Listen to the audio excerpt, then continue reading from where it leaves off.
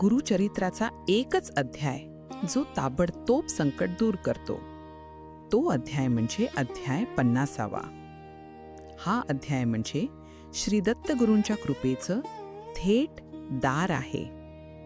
या अध्यायामध्ये दत्तगुरूंचे 3 अवतार यांचे वर्णन केलेले आहे. श्रीपाद श्रीवल्लभ, श्री नृसिंह सरस्वती आणि स्वामी समर्थ.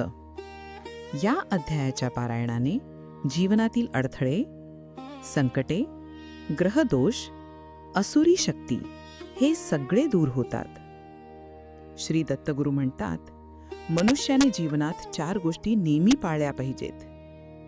पहिली सत्य, दुसरी शुद्धता, तिसरी करुणा आणि चौथी दान.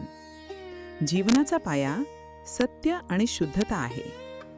परमपुण्य दान, विशेषतः अन्नदान, याचे त्यांनी सर्वश्रेष्ठत्व सांगितले आहे. श्री दत्तगुरू म्हणतात, जिथे अन्नदान होतं तिथे मी स्वतः जातो.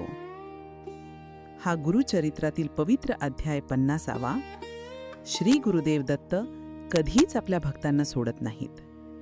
फक्त एक क्षण, एक श्वास नामस्मरणासाठी काढा आणि म्हणा, ओम श्री गुरुदेव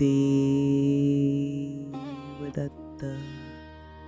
श्री दत्तगुरूंची कृपा नक्कीच प्राप्त होते.